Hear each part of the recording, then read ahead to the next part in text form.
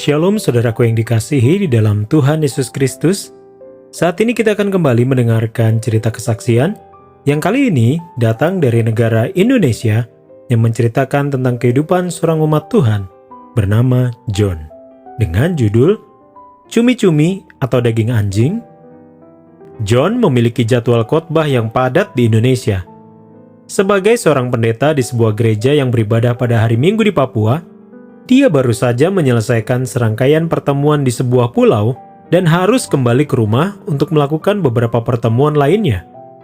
Seharusnya dia terbang, tetapi pesawatnya sudah penuh. Jadi, dia membeli tiket kapal untuk perjalanan selama 3 hari. Itu adalah sebuah keputusan yang akan mengubah hidupnya. John membeli tiket termurah di dek ekonomi, sebuah ruangan panjang di mana sejumlah penumpang tidur berdampingan di lantai. Sambil terjaga, para penumpang menghabiskan waktu dengan mengobrol. John mengobrol dengan seorang wanita yang duduk di dekatnya. Sebagai bentuk keramahan, John menawarkan wanita itu sebagian dari makanannya. Wanita itu menggelengkan kepalanya saat John menawarkan sebuah wadah plastik berisi cumi kukus yang sudah dibumbui dengan sedikit minyak. "Maafkan saya," katanya. "Saya tidak makan makanan seperti itu." John mengira wanita itu tidak suka cumi, jadi dia mengeluarkan wadah lain. Yang satu ini berisi daging anjing yang dibelinya dari pedagang kaki lima sesaat sebelum naik ke kapal. Tetapi wanita itu juga menolaknya. "Saya tidak makan makanan seperti itu," katanya. John terkejut. "Kenapa kamu tidak makan makanan seperti itu?" tanyanya. "Karena saya adalah seorang Advent," katanya. Satu-satunya hal yang John ketahui tentang gereja Masih Advent hari ke-7 adalah bahwa dia pernah mengajar seorang murid Advent di sekolah misi tempat dia bekerja sebelum menjadi seorang pendeta. Namun, dia sangat menghargai perasaan wanita itu yang ingin tetap setia pada keyakinannya. Jadi, dia menyimpan makanannya dan keduanya berbicara tentang hal-hal lain. Dia kemudian mengetahui bahwa nama wanita itu adalah Ingrid. Saat John naik ke kapal, dia tidak memberitahu siapapun bahwa dia adalah seorang pendeta. Tetapi Papua adalah pulau yang mayoritas penduduknya beragama Kristen dan orang-orang Indonesia yang tinggal di sana memiliki tradisi berlayar.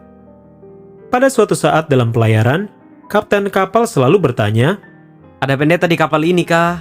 Kita ingin minta kau untuk doakan kita orang dan adakan kebaktian."